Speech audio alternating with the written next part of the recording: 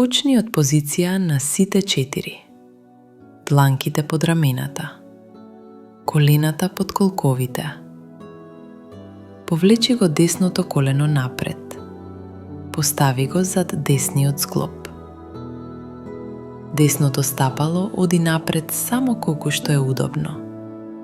Коленото е заштитено. Испружи ја левата нога наназад. Бутот и колкот тежат кон подлогата.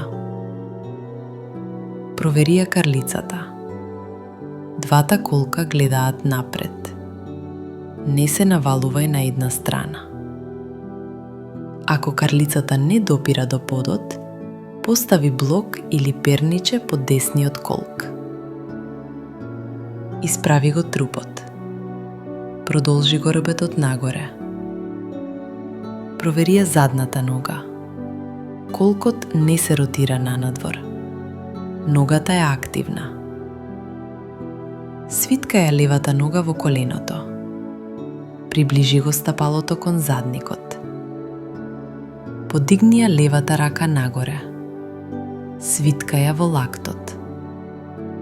Со десната рака фати го левото стапало однадвор.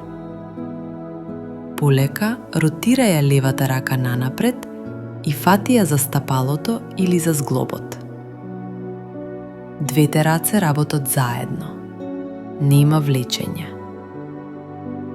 Лактот од задната рака оди нагоре. Градите се отвораат. Провери го долниот грб. Останува долг. Нема притисок. Карлицата е стабилна. Предниот колк не се подига. Вратот е долг. Погледот напред или малку нагоре. Диши мирно, без задржување на здивот. Остани во позата. 5 до 8 длабоки вдишувања. Со секој вдишување отвори ги градите. Со секој издишување омекни ги колковите без да ја губиш стабилноста. Не форсирај. Ако има болка во коленото, рамото или долниот грб, излези веднаш. Излез од позата.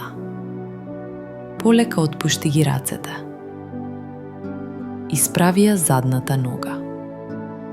Со помош на дланките, врати се во позиција на сите 4.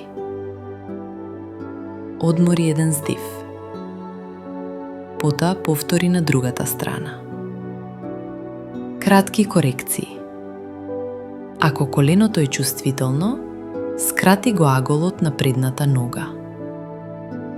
Ако рамениците се стегаат, остани со едната рака или користи ремен.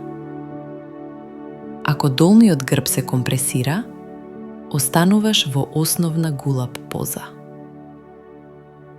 Оваа варијација не се практикува без добра подвижност на колковите и стабилен долен грб.